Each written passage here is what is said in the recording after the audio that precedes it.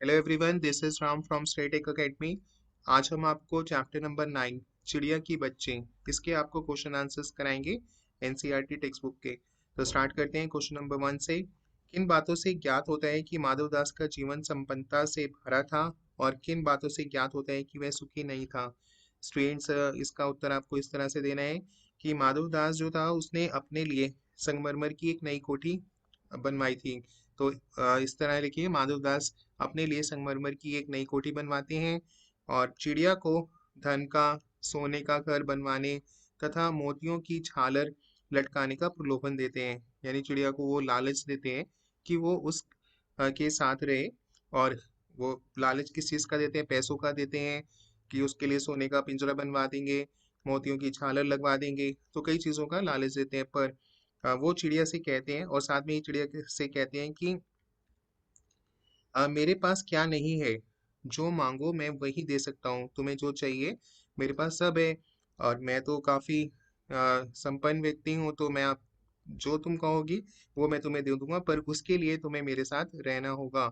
और इस तरह से क्योंकि वो इतने उनके पास काफी धन है और धन के साथ ही वो अपनी संगमरमर की कोठी उन्होंने बनवा ली और साथ में उन्होंने बगीचा भी बनवाया।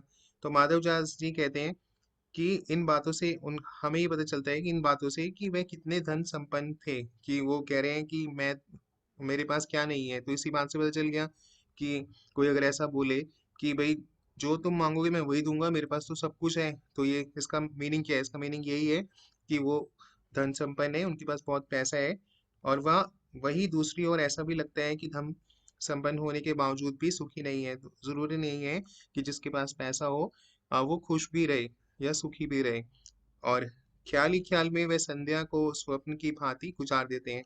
जब शाम होती है, संध्या होती है, तो उन्हें वो स्वप्न जैसा ही लगता है। और वह चिड़िया से कहते हैं कि मेरा दिल वीरान है, कि मैं तो अकेला रहता हूँ। मेरा मुझे काफी मैं उदास रहता हूँ मैं। वहाँ कब हंसी सुनने को मिलती है? उसने तो हंसी भी सुनने को मिलती है। तो इन बातों से जब वो ये बातें बोलते हैं कि मेरा दिल वीरान है, वहाँ कब हंसी सुनने को मिलती है, तो इससे क्या पता चलता है? इससे ये तो पता चलता है कि वह सुखी नहीं है। कोई अगर इंसान ये कहे कि मैं उदास रहता हूँ, वीरान हूँ और अकेला हूँ और मुझे कभी हंसी सुनने को मिलती हो, तो हम ये समझेंगे कि वो सुखी नहीं है। और अगर ये कहेंगे, कोई ऐसा कहता है कि मेरे पास क्या नहीं है, जो मांगो मैं वही दे सकता हूँ, तो इससे हमें लगेगा कि वो तो बहुत पैसे वाला है, उससे तो कुछ भी मांग लो कुछ भी दे सकता है। तो इन दोनों बातों से ये स्पष्ट हो जाता है कि वह सुखी नहीं थे। इस बात से तो ये स्पष्ट होता है कि वह मेरा दिल वीरान है, तो इससे ये स्पष्ट हो रहा है कि वे सुखी नहीं थे, धन संपन्न होने के बावजूद भी। तो ये इसका उत्तर था, बहुत ही आसान था। अब आते हैं क्वेश्चन नंबर 2 पे। माधवदास क्यों बार बार चिड़िया से कहता है कि वह बगीचा तुम्हारा ही है? क्या माधवदास निस्वार्थ मन से ऐसा कह रहा है? स्पष्ट कीजिए। तो माधवदास चिड़िया को अभी जैसे हमने पढ़ा कि प्रलोभन देता है, लालच देता है धन का, सोने का, और बार बार कहता है कि ये बगीचा तुम्हारा है, ये मेरे पास तो सब कुछ है। क्या उसका वो सिर्फ उसको आ, उसके मन में ऐसा कोई नहीं चल रहा था कि कि ये हम मेरे साथ रहे, या उसका मन में कोई निस्वार्थ था, कोई उसका अपना स्वार्थ था, या वो निस्वार्थ कह रहा था, या उसका कोई पर्सनल इसके पीछे कोई मोटिव था? तो ये आपको बताना है कि निस्वार्थ मन से कह रहा था या नहीं। तो अब इसका उत्तर है, माधवदास ऐसा इसलिए कहते हैं क्योंकि उसे चिड़िया बहुत ही सुंदर और प्यारी लगी। जब उसने चिड़िया को देखा तो उसे लगा ये तो बहुत सुंदर चिड़िया है, ये मेरे बगीचे में रहेगी और वो बगीचा खिल उठेगा। वह चिड़िया को हमेशा अपने पास ही रखना चाहता था, तो उसका मन था कि ये चिड़िया अब दोबारा कभी ना जाए। और उसे देख देख कर वह अपना जो अकेलापन है वो उसका दूर हो जाएगा और अपना उसको देखकर मन भी बहला लेगा। तो उसकी इसमें स्वार्थ था। तो अब इसके आगे, माधवदास आत्म केंद्रित होकर ऐसा करना चाहता था, इसलिए वह केवल अपनी खुशी के लिए, अपना मन बहलाने के लिए ऐसा कह रहा था, क्योंकि उसी में उसका स्वार्थ था। वो एक बार अभी अपने प्रश्न एक में भी पढ़ा कि वो ये कहता है कि मेरा दिल वीरान है और कब हंसी सुनने को वहाँ कब हंसी सुनने को मिलती है। तो वो चाहता था कि चिड़िया उसके पास ही रहे, उसी के बगीचे में रहे, तो उसके लिए उसका एक स्वार्थ था, जिसे हम कहेंगे इसलिए माधव की इस भावना में उसका एक निजी स्वार्थ है कि वो चिड़िया को नहीं जाने देना चाहता। वो उसके जरिए अपना वीरानापन, जो उसका उदास रहता है, वो उसे दूर करना चाहता था। प्रश्न 3, माधवदास के बार बार समझाने पर भी चिड़िया सोने के पिंजरे और सुख सुविधाओं का कोई महत्व नहीं दे रही थी। अब किसी को आप इतना लालच दे रहे हैं कि हम सोना दे देंगे, सोने के घर बनवा देंगे, या जो तुम कहोगे हम वो दे देंगे, हमारे पास तो सब कुछ है। काफी प्रलोभन देने के बाद भी और बहुत सुख सुविधाएं देने के बाद तो उसकी कोई इंपॉर्टेंस चिड़िया जो थी वो नहीं दे रही थी। और दूसरी तरफ माधवदास ने चिड़िया की नज़र में चिड़िया की जिद का कोई तुक ना था। वो सोच रहे कि ये तो ऐसी जिद करी बेमतलब पे, कोई कैसे इतनी चीज़ों को ठुकरा सकता है। इतना अगर किसी को प्रलोभन दिया जाए, इतना सब कुछ दिया जाए उसको, तो वो कैसे ये तो इसकी एक खामखा की जिद है। तो माधवदास और चिड़िया के मनोभाव में क्या क्या मनोभाव के अंतर क्या क्या थे, तो आपको अपने शब्दों में लिखना है।